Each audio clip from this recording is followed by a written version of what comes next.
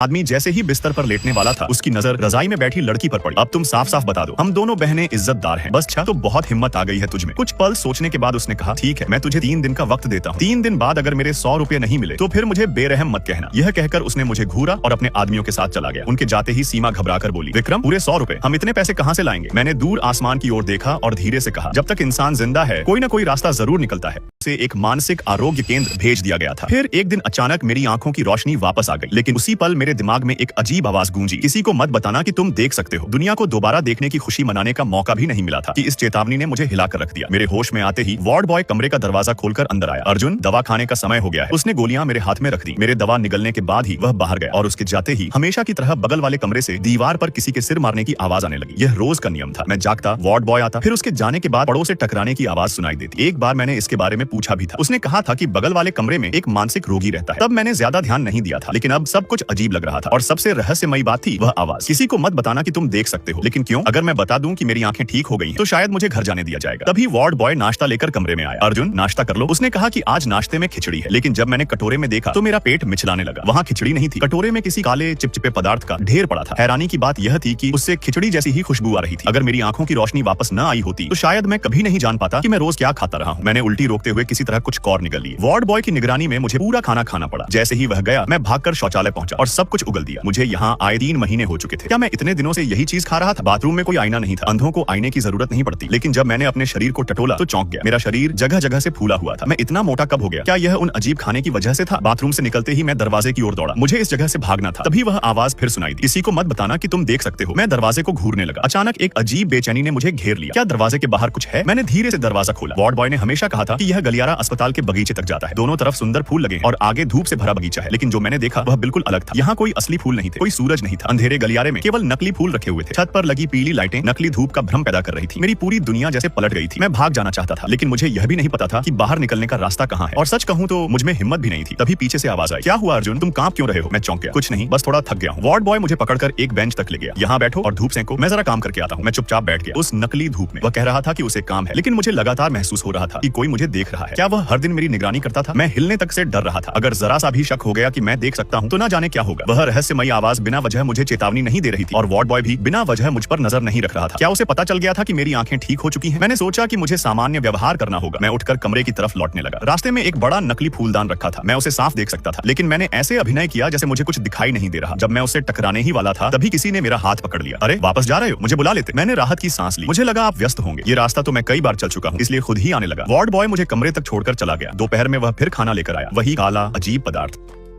सुहागरात की रात ही मुझे पता चला कि मेरी नई नवेली दुल्हन का पेट हल्का सा निकला हुआ है। घर में खाने को दाने नहीं थे, ऊपर से मैं किसी और के बच्चे को पालूं। लेकिन किस्मत को कुछ और ही मंजूर था। मरने से ठीक पहले मुझे पूजा के मुंह से सच पता चला। राघव, तेरी पत्नी के पेट में जो बच्चा था वो तेरा ही था। तूने अपने ही बच्चे और अपनी पत्नी को मौत के मुंह में धकेल दिया। नहीं, मुझे एक मौका और चाहिए, बस एक मौका। भगवान ने मेरी सुन ली और मुझे एक और मौका मिल गया। पिछले जन्म में इसी औरत ने मुझे पूरी तरह बर्बाद कर दिया था। पहले मेरा सब कुछ खा गई, फिर एक दिन मुझे छोड़कर चली गई। मरने से पहले भी मेरे सामने दूसरे मर्द के साथ रंगरलियां मनाती रही। उसे देखते ही मेरा खून खौल उठता है। उसे शादी करूं, वो इसके लायक भी नहीं है। मेरी अपनी पत्नी है, मुझे तेरी चिंता की जरूरत नहीं। यह सुनकर पूजा गुस्से से बोली, राघव, ज्यादा अकड़ मत दिखा। मेरी खूबसूरती पर आसपास के सारे गांव मरते हैं। उसकी बात पूरी भी नहीं हुई थी कि राघव ने उसे जोर से लात मारकर दूर गिरा दिया। पूजा गुस्से से तिलमिला उठी। ठीक है, 3 दिन बाद जो राहत का राशन मिलेगा उसमें तुझे एक दाना भी नहीं दूंगी। राघव ने तुरंत दरांती उठाकर बाढ़ पर जोर से वार किया और चिल्लाया, सुन विक्रम, अगर मेरा राशन रोकने की कोशिश की तो तेरा हाथ काट दूंगा। भरोसा नहीं है तो आजमा कर देख। विक्रम दांत पीसते हुए बोला, ठीक है, देखता हूँ कब तक अकड़ दिखाता है। इतना कहकर वो अनाज की बोरी उठाकर वहाँ से चला गया। राघव वापस घर आया तो देखा कि सीमा अभी भी डरी हुई अपने कपड़ों का किनारा पकड़े खड़ी थी। उसने कांपती आवाज में पूछा, अगर राशन नहीं मिला तो ये सर्दी कैसे काटेंगे? राघव उसके पास जाकर बोला, डर मत, आज के बाद मैं तुम्हें कभी भूखा नहीं रहने दूंगा। तभी अचानक उसके दिमाग में एक आवाज गूंजी, सिस्टम एक्टिवेट हो रहा है। होस्ट को एक रहस्यमयी स्टोरेज स्पेस और एक खास खेती वाली जमीन इनाम में दी जाती है। बंधन लक्ष्य सीमा, लक्ष्य का पेट भरने और खुशी बढ़ाने पर अतिरिक्त इनाम मिलेगा। राघव खुशी से उछल पड़ा, वाह, आखिर सिस्टम मुझे भी मिल गया। तभी सीमा ने उसे आलू की तरफ जाते देखा और घबरा कर बोली, नहीं, उन आलुओं को मत छुओ। उसे लगा कि राघव फिर सब कुछ बर्बाद कर देगा, लेकिन राघव उत्साह में तहखाने की तरफ भाग गया। सीमा पीछे पीछे रोते हुए पहुंची, राघव प्लीज ये आलू पूजा को मत देना, यही हमारा सहारा है। राघव ने समझाया, तुम गलत समझ रही हो, मैं किसी को नहीं दे रहा। आलूओं में अंकुर निकल आए हैं, इसलिए सोच रहा हूँ खेत में लगा कर देखूं। सीमा रोते हुए बोली, खेती, तुम मुझे बेवकूफ मत बनाओ, ये आलू ही हमारी जिंदगी है। राघव ने नरमी से कहा, डर मत, मैं तुम्हारे सामने ही करूंगा। इसके बाद राघव आलू लेकर सूखी और फटी हुई जमीन पर पहुंच गया। उसने मन में सोचा, पता नहीं ये सिस्टम सच में काम करेगा या नहीं। उसने एक आलू मिट्टी में दबाया। अगले ही पल वो खुशी से हंस पड़ा, क्योंकि जैसे ही बाहर खेत में आलू लगाया, सिस्टम के अंदर वाले स्पेस में भी वैसा ही आलू उगता दिखाई दिया। राघव खुशी से चिल्लाया, बाहर की जमीन मौसम के भरोसे है, लेकिन मेरी सिस्टम वाली जमीन अलग है। उसने जल्दी जल्दी सारे आलू बो दिए, फिर खुश होकर बोला, अब सर्दी का डर नहीं, मैं अपनी पत्नी को अच्छा खाना खिलाकर मोटा ताजा बना दूंगा। घर लौटते वक्त रास्ते में उसकी मुलाकात गांव की खूबसूरत विधवा से हुई। वो मुस्कुराकर बोली, अरे राघव, आज खेत में काम भी कर रहे हो, आज पत्नी को नहीं पीटा? राघव ने शांति से जवाब दिया, बस थोड़ा काम करने गया था, फिर मिलते हैं दीदी। वो हैरानी से उसे देखती रह गई। आज ये राघव इतना बदल कैसे गया? कुछ देर बाद राघव घर पहुंचा ही था कि पीछे से फिर पूजा की आवाज आई। राघव, कल तुम शायद गुस्से में थे, मैं बुरा नहीं मानती, क्या तुम अब भी मुझसे शादी करना चाहते हो? राघव ने ठंडे स्वर में कहा, पहले चाहता था लेकिन अब इरादा बदल गया। पूजा हैरान होकर बोली, क्यों? राघव हंस पड़ा, क्योंकि अब समझ गया हूँ कि तुम 2 बोरी अनाज के बराबर भी नहीं हो। पूजा गुस्से से कांपने लगी, क्या मतलब? मैं तुम्हारे लायक नहीं हूँ? राघव ने सीधे उसकी आंखों में देखकर कहा, हाँ तुम मेरे लायक नहीं हो। इतना कहकर राघव मुड़ा और बिना पीछे देखे घर के अंदर चला गया।